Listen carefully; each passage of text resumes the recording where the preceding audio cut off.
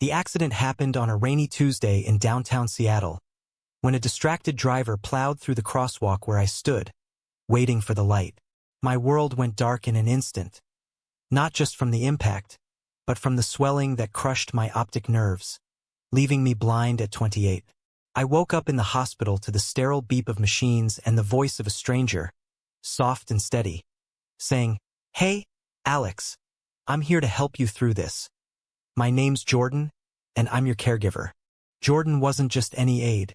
He was assigned by the rehabilitation center, but from day one, he felt like more. He guided me through the fog of recovery, his hand firm on my arm as we navigated the hallways, his laughter light when I stumbled over my own feet. In those early weeks, confined to my apartment in Capitol Hill, he became my eyes, describing the world with a patience that bordered on poetry. "The leaves are turning gold outside your window," he'd say, or, "That coffee shop down the block has the best muffins. Smell that cinnamon?" I relied on him for everything. Meals, meds, even the simple act of finding my way to the bathroom without bruising my shins. As days blurred into months, our conversations deepened. Jordan shared bits of his life, a childhood in rural Texas, escaping a conservative family that never understood him, chasing dreams in the Pacific Northwest. He was gay, like me, though I'd only come out in college after years of hiding. "Small towns aren't kind to folks like us," he confided one evening over takeout Thai. I opened up too, about my strained relationship with my parents back in Ohio, who saw my sexuality as a phase I'd outgrow. In the darkness, vulnerability came easy. There were no faces to read, no judgments in expressions I couldn't see. We laughed about bad dates, debated politics, and somewhere in those quiet nights, a spark ignited. But society doesn't make it simple. My friends visited sporadically, whispering concerns about my dependence on this stranger. "Alex, are you sure he's not taking advantage?" my best friend Mia asked, her voice laced with suspicion. Jordan brushed it off when I mentioned it, but I felt the tension. Then there were the doctor's appointments, where nurses raised eyebrows at our easy camaraderie. "He's just my caregiver," I'd say, but the words tasted like lies. One night, after a particularly grueling physical therapy session, Jordan helped me into bed, his touch lingering. "You're stronger than you know," he murmured. I reached for his hand, and he didn't pull away. That was the start, the first kiss tentative, born of gratitude and something deeper. Conflicts arose quickly. My insurance questioned the hours Jordan logged, hinting at impropriety. Professional boundaries, they called it. Jordan fought back, advocating for me in meetings I couldn't attend alone. But whispers from the center reached me. Rumors that he was too involved, that his own past, a messy breakup, perhaps, made him unreliable. I defended him fiercely, but doubt crept in. Was this real, or just pity? In the blind haze, I couldn't tell. We argued one afternoon about my family's upcoming visit. "They won't get it," I said. "Us." Jordan sighed. "Then make them understand. Or don't. But don't hide." His words stung, forcing me to confront my own fears. As surgery loomed, a risky procedure to relieve the pressure on my nerves, our bond intensified. Jordan stayed over more, reading to me from old novels, his voice an anchor in the storm. We talked about futures, traveling to San Francisco, adopting a dog, building a life beyond my disability. But society pushed back. A neighbor complained about noise from our laughter, code for discomfort with two men together. Mia pulled me aside. "What if he's using you for the job security?" I snapped at her, but the seed was planted. Jordan noticed my withdrawal. "What's wrong?" he asked. I lied, said nothing. Inside, turmoil brewed, love clashing with suspicion, dependency warring with independence. The surgery was a success. Light flooded back gradually, blurry at first, then sharpening. Colors exploded. The blue of the sky, the green of trees. But Jordan wasn't there when I opened my eyes fully. A note on the table, "I'm happy for you. Take care." He vanished, phone disconnected, apartment empty. Panic set in. Why leave now? I searched, but traces were scarce. Weeks passed in a haze of adjustment and heartache. Then, at a support group, I overheard a story about a caregiver with a similar name, accused of fraud in another state. Was it him? Doubt not. But memories of his kindness clashed with the void he left. Regaining sight was a miracle, but it came with shadows I never anticipated. Seattle's streets, once navigated by sound and touch, now overwhelmed me with visuals. The hustle of Pike Place Market, the gleam of the Space Needle against the Puget Sound. Yet, without Jordan, it all felt hollow. I threw myself into therapy, both physical and emotional, trying to rebuild a life that had crumbled in darkness. My apartment echoed with his absence. The couch where we'd sat for hours, the kitchen where he'd cooked simple meals. I replayed our last conversation. After the surgery, everything changes, he'd said cryptically. I thought he meant for the better. Friends rallied around me. Mia organized a welcome-back party. But the questions about Jordan hung in the air like unspoken accusations. Good riddance, one said. You don't need that complication. But I did. I missed his voice, his laugh, the way he challenged me. In quiet moments, I questioned if our connection was one-sided, born of my vulnerability. Society's lens didn't help. News stories about caregiver exploitation filled my feeds, fueling paranoia. Was he a con artist? Or just scared? I decided to investigate. Starting with the rehab center, I requested records. Jordan Hayes, the administrator said, flipping through files. Solid worker, but he quit abruptly after your surgery. No forwarding address. I dug deeper, hiring a private investigator on a whim, draining my savings.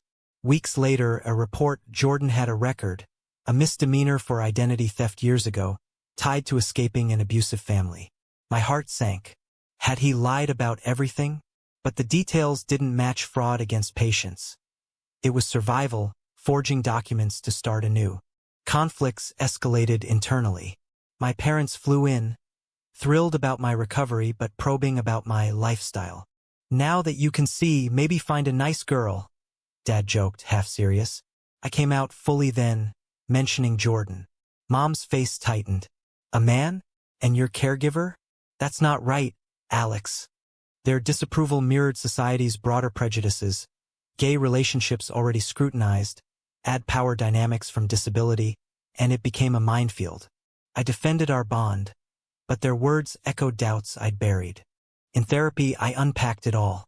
Love and vulnerability is real, the counselor said. But so are red flags. I nodded, torn. Then a lead Jordan spotted in Portland, working at a coffee shop. I drove down, heart pounding. The city buzzed with pride flags, a haven for folks like us, but I felt like an intruder. At the shop, a man behind the counter, similar build, same warm eyes. Jordan, I whispered. He froze, then denied it. Sorry, wrong guy. But his voice trembled. I left, convinced it was him, but why the denial?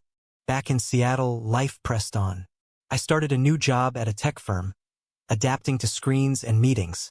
Colleagues were supportive, but office gossip about my dramatic recovery included whispers about Jordan.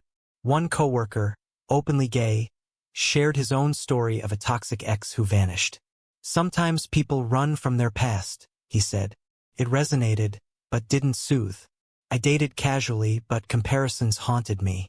No one matched Jordan's depth. A turning point came at a Pride event. Amid rainbow crowds, I bumped into an old acquaintance from the center. Jordan? Yeah, he mentioned you a lot.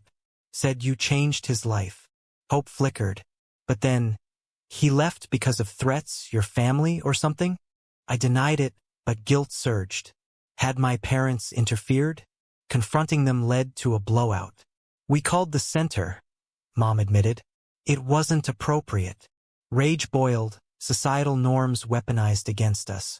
As months turned to a year, I pieced together Jordan's story. Online forums revealed similar tales. Caregivers falling for patients, facing backlash. One post mirrored ours. He disappeared after I could see. Afraid I'd reject him, empathy swelled. Was that it? Fear of judgment in the light? I resolved to find him, not for closure, but truth. Portland became my obsession. I returned weekends, staking out the coffee shop, but the man, Ethan, his name tag read, avoided me. Leave me alone. He finally snapped one rainy afternoon, but his eyes betrayed familiarity. I pressed, if you're not Jordan, why run? He sighed, glancing around. Because the past catches up. We talked in a nearby park, under dripping evergreens. He admitted partial truth. Jordan was his old name, changed after fleeing Texas. The misdemeanor? Forging IDs to escape a homophobic father who threatened violence. The revelations poured out. I cared for you, Alex, more than professionally. But when your sight returned, I panicked. What if you saw me and regretted it? Society already labels us predators in those roles. His words hit hard, echoing my fears. We discussed the power imbalance. Me blind, him sighted. Me dependent, him in control. It felt wrong to stay, he said, tears mixed with rain. I confessed my love, born in darkness but enduring in light.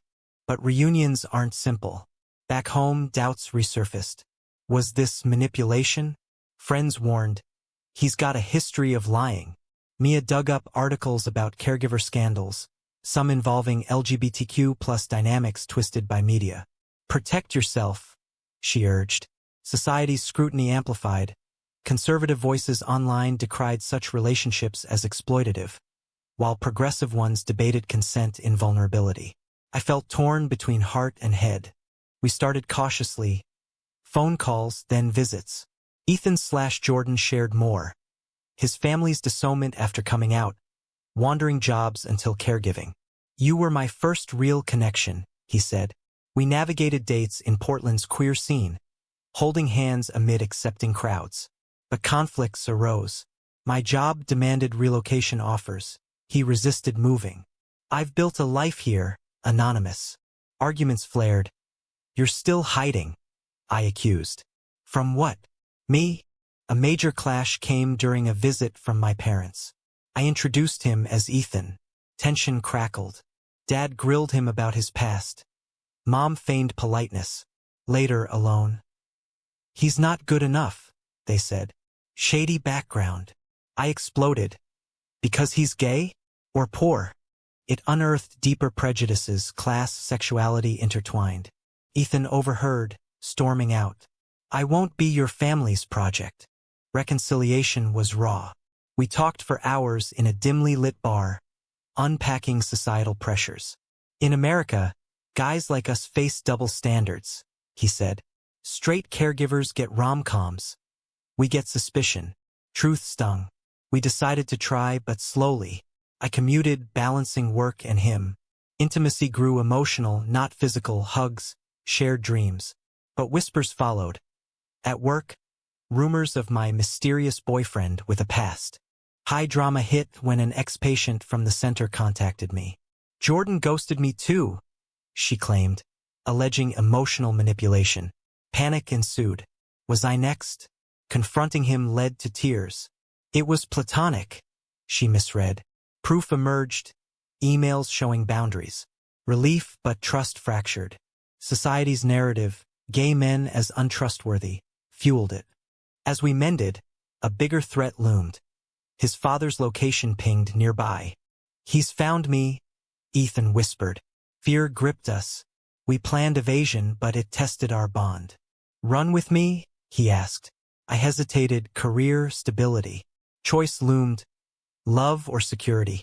The decision weighed heavy as we drove south, away from Portland's safety net. Ethan's father, a burly ex-military man fueled by outdated bigotry, had tracked him via old contacts. He won't stop, Ethan said, gripping the wheel. We holed up in a motel near Eugene, plotting next moves. Society's undercurrents surfaced. Hate crimes against LGBTQ plus folks splashed news, reminding us vulnerability wasn't just my blindness. In that cramped room, we confronted truths. Why change your name? I asked. To erase the pain, he replied. Stories unfolded, beatings, conversion therapy attempts. My heart ached. I stayed with you because you saw me, really saw me, even blind. Laughter broke tension. We reminisced about silly moments, like when I mistook salt for sugar. Bonds strengthened, but reality intruded. Back in Seattle, I faced fallout. Work suffered. Bosses questioned absences. Personal issues, I said, but rumors swirled. Mia intervened. This guy's trouble. A heated argument ensued. You're jealous, I shot back. Of what? Stability? She countered with facts. His record could jeopardize my clearance. Societal clashes peaked. Professionalism versus personal life, especially for gay men under scrutiny. We returned cautiously. Ethan sought therapy addressing past traumas. I joined sessions unpacking dependency fears. Progress was slow, marked by setbacks.